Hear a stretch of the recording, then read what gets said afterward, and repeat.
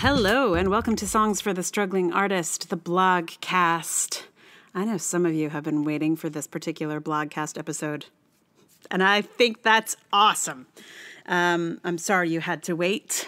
I am sort of catching up after a little summertime scheduling. Things are trickier in the summer type schedule situation.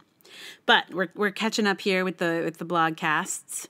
I may put out 2 in a week sometime soon, just to catch up a little bit more. But that time is not yet upon us. What with many holidays happening this month and so on. So, today's blogcast, long awaited. There's probably literally like 2 people who have been long awaiting. But you know what? I think you guys are important. So I'm not going to make you wait much longer. I'm going to just go ahead and read this to you. It is about a show I saw. I'm going to tell you all about it in the blog, which is called In Which I Learn Again That Popularity Does Not Equal Quality, or a show called Bike.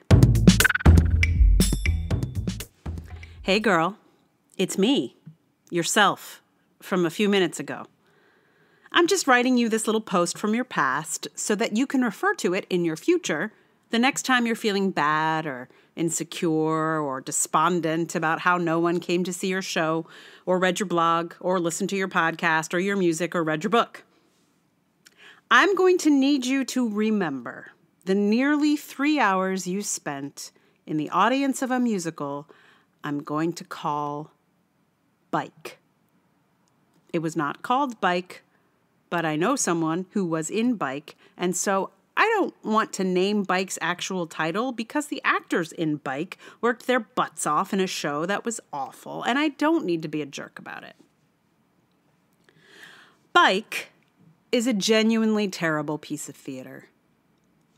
By many objective measures, it is certifiably bad. If someone brought any component of this show to their class, be it in playwriting, stagecraft, directing, songwriting, or choreography, they would be sent way back to the drawing board. No teacher of these crafts would stand for the shoddy workmanship I saw on that stage. I watched much of Bike with my mouth open in astonishment.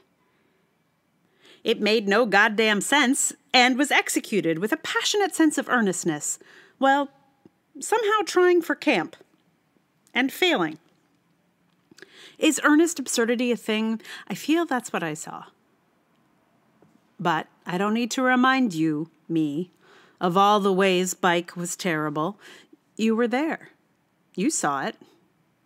You survived. It was touch and go there around about hour 2, but you made it. And here you are on the other side. What I do want to remind you of, future self, is that audience you watched Bike with. That audience loved Bike. They loved it. They leapt to their feet as soon as the curtain call began. They waited in droves outside the stage door for the performers. Many of them had flown from places very far away to see the show again. There were those who had come dozens of times.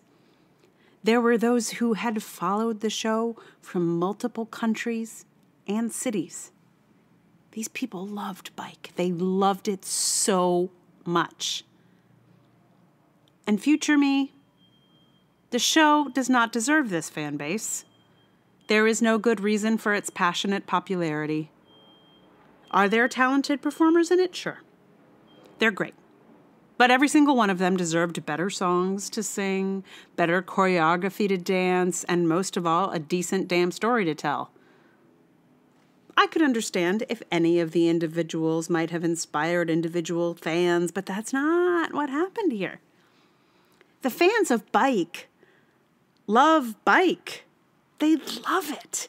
They love the ham-fisted metaphors and the nonsensical non-story. They love the constricted dancing and the cardboard characters. They probably even love the shaky out-of-focus title card projected onto the opening curtain. And future me, I need you to remember this the next time you think people aren't showing up for your work because really you think your work is no good and no one wants to tell you. Listen, and listen good, future me. Even your worst work is better than bike. Not that it's a competition. But where bike has a passionate fan base, and I have 15 people who show up for me, you might need that little reality check. And future me, if you're so far in the future that you happen to have a hit, if you happen to make a show that people passionately show up for, remember this then, too, that those numbers do not reflect quality. It could be that the worst thing you ever make will be the thing that hits. You have no control. Remember this lesson, future me, wherever you fall on the popularity spectrum. Remember bike. Try to forget the details because you don't need that brain stain, but remember bike. And remember what your friend said to you as the actors milled about on stage in a listless pre-show wander before a blurry title projection. He said, never apologize for anything you put on stage again. And now that I've seen bike, I hope I never will. But if I do, and you catch me at it, future self, or anyone else listening to this, you need only say one word to me, and that word is bike.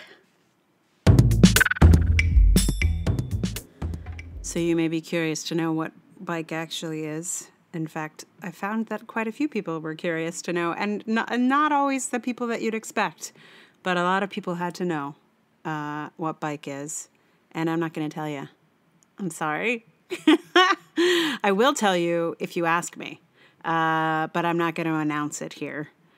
Because it's actually, it doesn't really matter. Fundamentally, I feel like everyone, once I've told them what it is, they're all like, why did you think that would be good? And I want to be clear, I did not think it was going to be good. In fact, I knew it was going to be bad, but I did not imagine it was going to be as bad as it was. So, yeah. And so the reason I went is because it's a genre of theater that we call obligation theater. That is theater one is obliged to see because of, a colleague or a friend or a potential contact or whatever that's involved in the show. You have to go because you're under obligation. So this was an example of obligation theater. That was, we did have beers before the show and they did not help. Oh boy. So when you ask me and I tell you, you don't have to ask me why I saw it. You will now know. It was obligation theater. And the thing of it is, I do see quite a lot of bad obligation theater. Most of the theater I feel like I have to see is obligation theater, and a lot of it is bad. But this reached kind of extraordinary heights in its terribleness. As you've probably already worked out from the post. Woohoo! Anyway, it's closed now, so there's nothing. You don't have to worry that you're about to go see it. I don't think it might be opening somewhere else, but I don't think so. So for the song here, I have gone with what is not a very good song. Because this is a post about bad theater, I thought I'd put a bad song here. And it's not bad, like it's bad in a kind of charming way, I feel like, and it knows it's not a good song. I feel like, so it's the Motorcycle Song by Arlo Guthrie, which is a ridiculous song. It's ridiculous. And Arlo Guthrie, I'm sure, knows it is ridiculous. The song itself has a ridiculousness about it. I don't feel that this musical had the same sense of self-awareness. I don't think it knew it was not good, which I think was the major problem. It might have been great if it could not have been. Anyway, Also, the song, and the reason I thought of this song is because it's about a bike, and my fake title for this musical is Bike. So, doot doot, connect. I will say also that this song is super fun to sing with kids. When I've had the occasion to do a sing-along or a music thing with young people, or I feel like I used to end up teaching some music workshops in schools back in my early days of being a teaching artist before I started specializing in Shakespeare. I got sent to do a lot of really random stuff. And I did do a fair amount of pre-show prep stuff with singing with kids. Gosh, feels like a long time ago. Anyway, so I have sung this song with kids, and it is actually delightful with young people. And it is an opportunity to use very silly voices if you would like to. I did not do that on this recording, but there has been, I will confess, some very silly voiced kind of ridiculousness. It affords such an opportunity. So if you have a longing for such a thing, I can provide that for you at some point.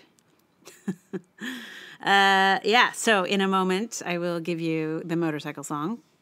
Meanwhile, if you would like to support the podcast, what you're doing right now is great. Listening is number one. Number two, sharing, however, person to person, awesome. There's also the social media share, the Twitters, the Facebook, the Instagram, all of those things I am on as Songs for the Struggling Artist. So, actually, on Twitter, I'm eRainbowD, but we're the same. So you can retweet, share, tell people. Those are good things to do. You can give 5 stars on the iTunes situation, and then I think the other apps might also afford possibilities for giving positive reviews and stuff. I have yet to really see any such a thing, but that does not mean they're not there. It's just that I don't know, if I don't know it's there, I don't know to look for it, and I don't know where to look for it. But I have seen some 5 stars happening on iTunes, and I really appreciate it. So thank you for that. Apparently, it helps people find the podcast. So that's nice. Those things to do. If you'd like to support the podcast with a little bit of dollar bills or whatever your currency, you can do that by becoming my patron on Patreon, which is the sort of hardest core support team. Thank you, Patreon people. And that address is patreon.com/Emily R. Davis. There is also Ko-fi and PayPal are places to just, drop me a one-time or this time kind of donation. Those are also much appreciated. And all those links are in the show notes. So rock it out. And without further ado, I give to you a very silly song by Arlo Guthrie called The Motorcycle Song.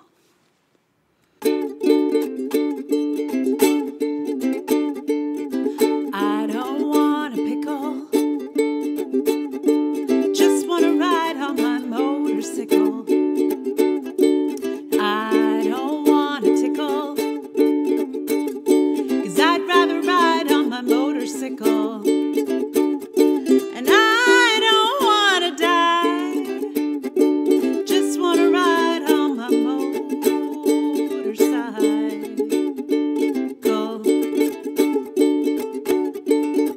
It was late last night the other day, thought I'd go up and see Ray. So I went up and I saw Ray. There was only one thing Ray could say, and it was, I don't want a pickle, just want to ride on my motorcycle. And I don't want a tickle, 'cause I'd rather ride on my motorcycle. And I don't want to die, just want to ride on my motorcycle.